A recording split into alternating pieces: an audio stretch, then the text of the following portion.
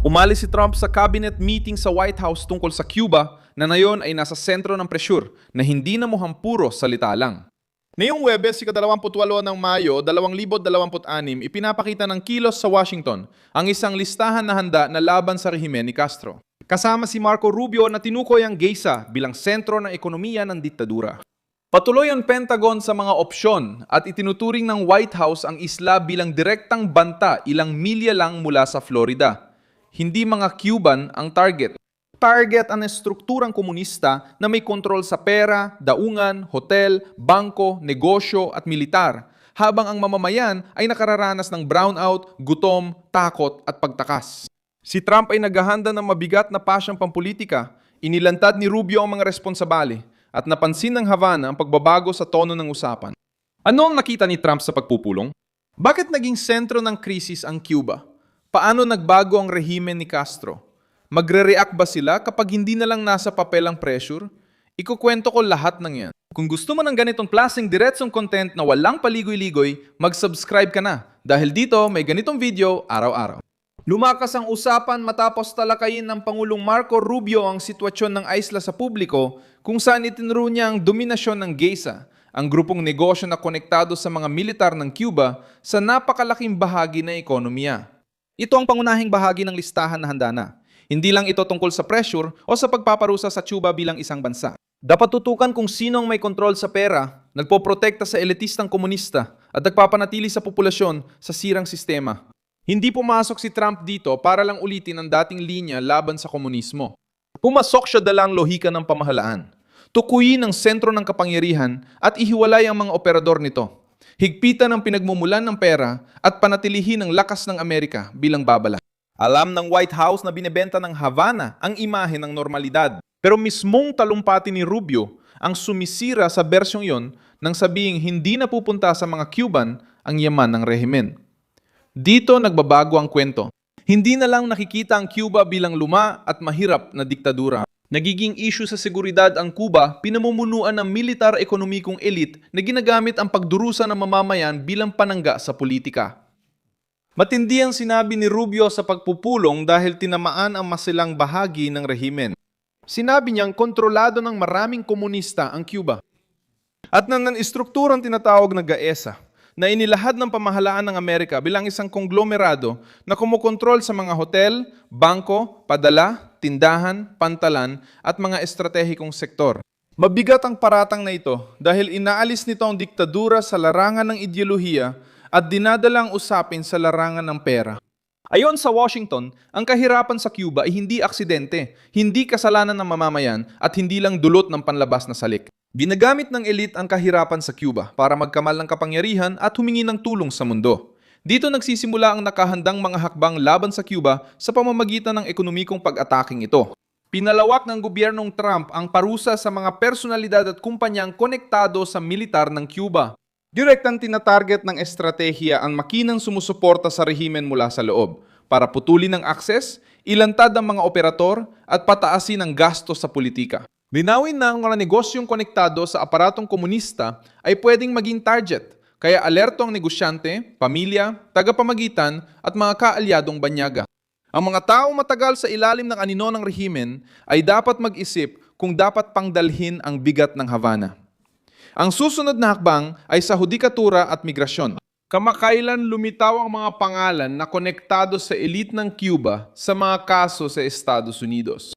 Ang kaso ni Hades Lastres Moreira, kapatid ng isang makapangyarihang leader ng GAESA, ay naging usap-usapan matapos bawiin ng mga autoridad ng Amerika ang kanyang permanenteng residensya at ituro ang kanyang kaugnayan sa rehimen.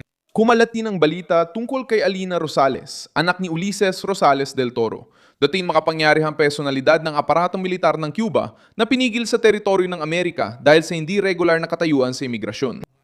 Pinapatibay ng mga kasong ito na hindi lang sa Havana nakatutok si Trump. Tinitingnan niya ang network na malapit sa mga pribileyo ng rehimen habang naghahanap ng kanlungan sa Estados Unidos.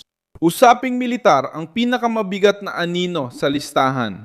Ayon sa balita, ilang buwan nang nagpoposisyon ang Pentagon sa reyon, may hukbong dagat sa Caribe, pagbabantay sa impapawid, at mga handang opsyon para sa iba't ibang sitwasyon. Ang puwersang nakaposisyon ay nagbabago ng kilos ng kalaban kahit bago pa man may mangyaring aksyon. Diyan mismo kumikilos si Trump. Ang mga aircraft carrier at barkong may kakayahang magsagawa ng mga misyong pamimilit at pagmamanman sa Caribe ay nagsisilbing estratehikong babala. Alam ng rehimeng Kubano na ang hukbong dagat na malapit sa isla ay nagpapaliit ng kanilang galaw at ginagawang mas mabigat ang bawat provokasyon. At pinapahirap nito ang pagtatangkang makipaglaro sa Russia, China, Iran, at mga kaalyadong grupo sa bakuran ng Amerika. Ipinapakita ng gobyernong Trump na hindi pwedeng kumilos ang Cuba bilang plataporma ng mga mapanib na rehimen at pagkatapos ay magtago sa likod ng naratibong isa itong maliit at walang laban na isla.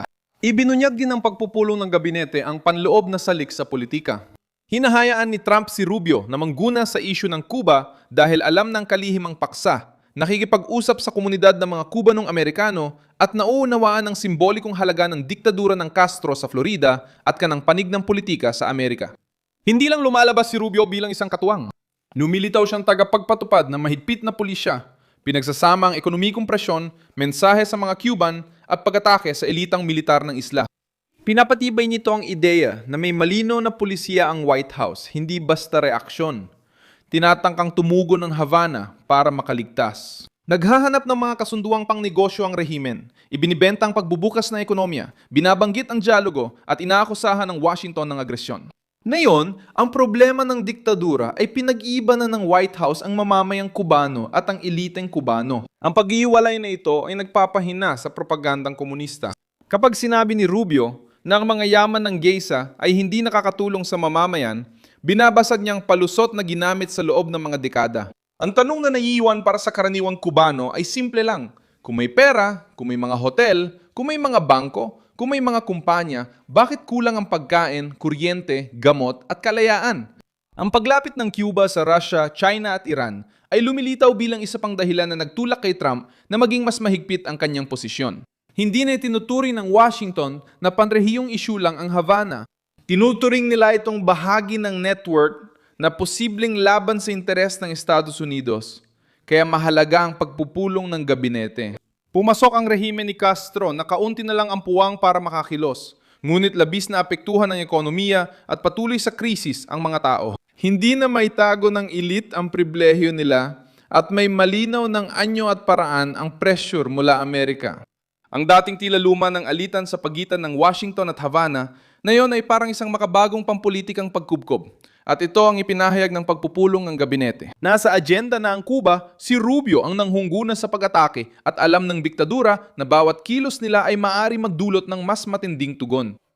Ang susunod na hakbang ay depende sa tugon ng Havana. Kung susubok lang silang magpatagal gamit ang walang laman na pangako, posibleng tumaas ang pressure na pang-ekonomiya. Kung hihingi sila ng hayagang proteksyon sa mga kalaban ng Estados Unidos, maaari magpatigas ng tono ang White House sa usaping seguridad. At kung mawala sa kontrol ang krisis sa loob ng bansa, handa na ang Pentagon bilang bahagi ng paghahanda upang protektahan ang mga interes ng Amerika at pigilan na magamit ng mga kaaway ng Washington ang kaguluhan. Kumpleto na ang listahan dahil may pangalan, sektor, institusyon at instrumento ang estratehiya.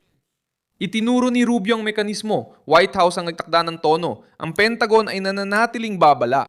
Ang rehimeng Kubano na sanay sa dilim, ngayon ay kailangang harapin ang pressure hindi lang sa salita, kundi sa mga desisyong maaring tumama sa elite, pera at kapangyarihan. Ako si Milson Alves, global, internacionalista. Layunin kong panatilihin kang laging mahusay na impormado sa totoong nangyayari araw-araw. Nasa video description ang mga news link.